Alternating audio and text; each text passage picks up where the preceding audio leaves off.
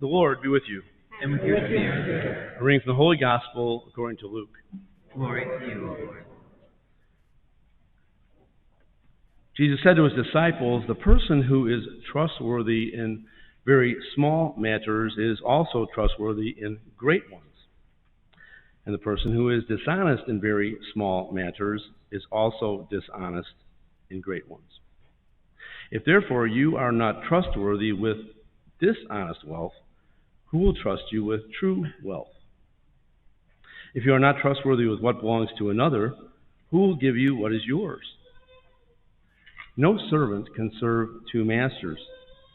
He will either hate one and love the other, or be devoted to one and despise the other. You cannot serve both God and mammon." The Gospel of the Lord. Praise to you, Lord Jesus Christ.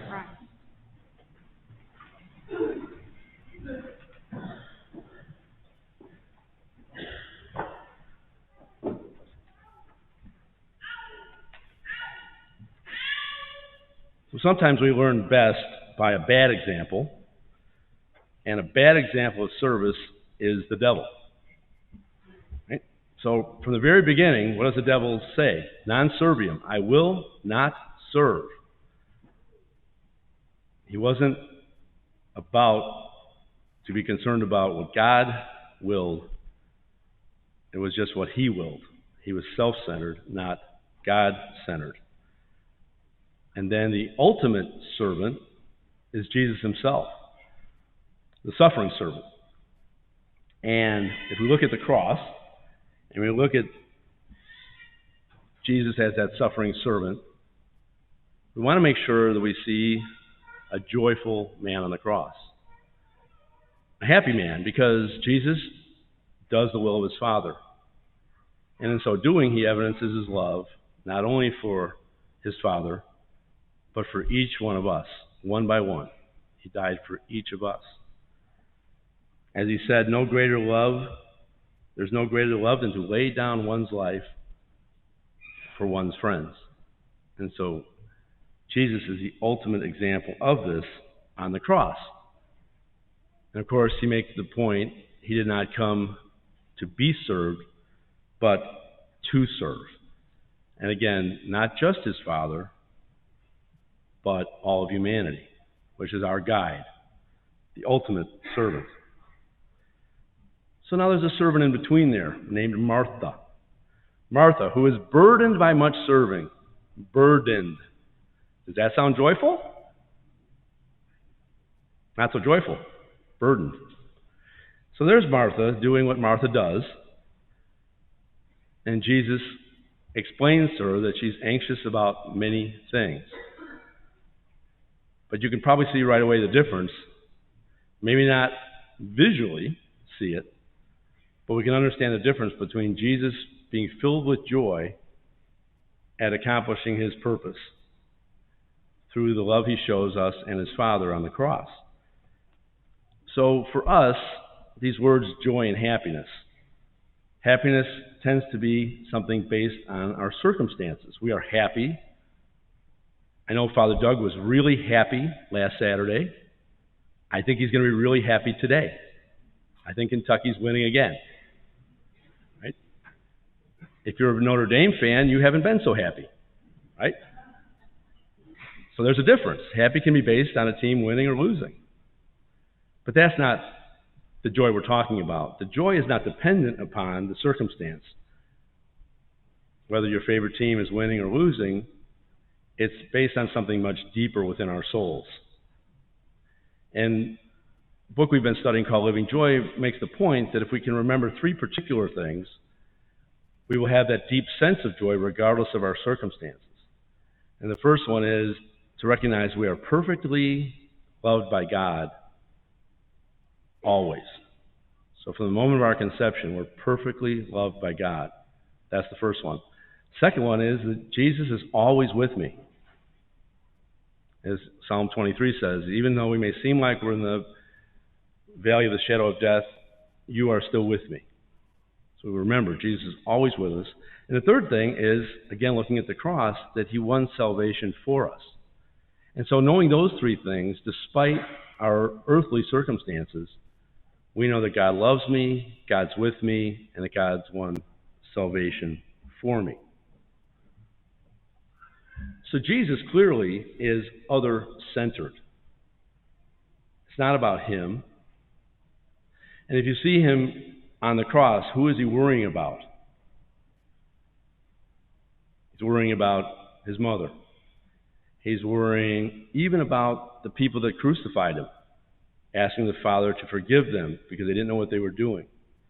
He's concerned about the good thief on the cross. He's concerned about the women who are beating their breasts on the way to the cross. He's concerned about St. John and the apostles and so on.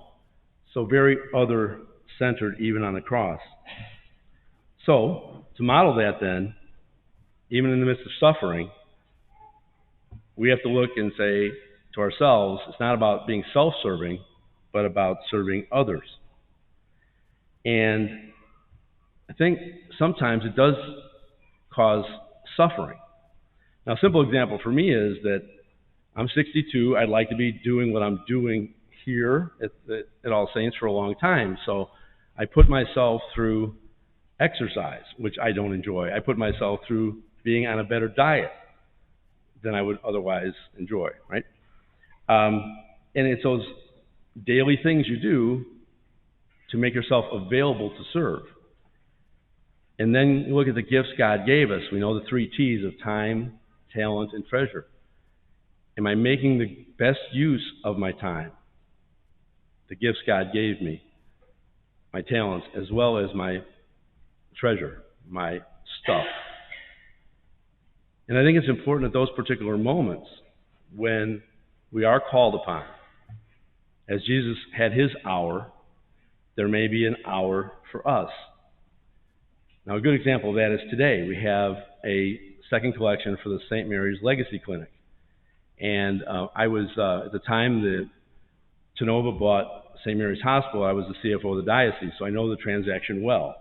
And what came out of that was an endowment that has been used to support the mobile medical clinic, which is kind of the, poster child of the St. Mary's Legacy Clinic. So again, the more we can support that, today is an opportunity to share some of our treasure. Who's it going to benefit? Others. Does it benefit me? Sure, because I'm making good use of the gifts God gave me, but it's also going to benefit those in need. Another aspect of service, which I think we miss sometimes, is allowing other people to either share in our service or to allow others to serve us.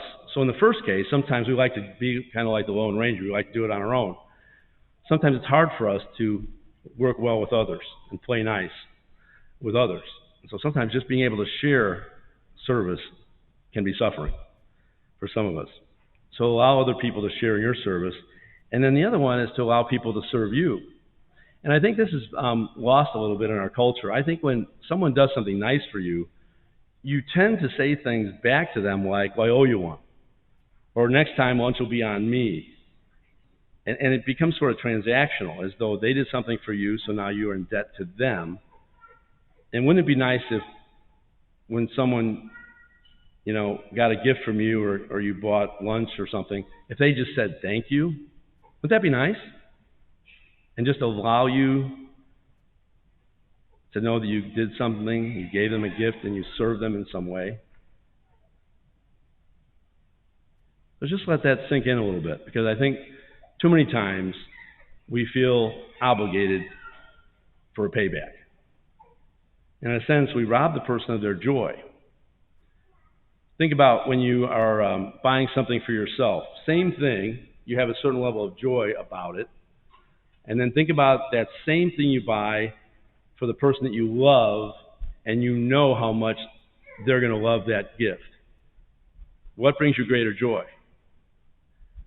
The joy of getting it yourself, or the joy of knowing that they're going to love that gift? I think we know the answer is the latter. So it's not about me giving the gift. It's about the joy that I'm going to provide myself, in a way, by seeing them receive the gift. Because it's not about me, it's about the other. So those are just a couple things there. So I want to close with a Matthew Kelly quote, because he talks about how Jesus commands us to lay down our lives. And as I mentioned earlier, Jesus laid down his life ultimately for us as well as his Father.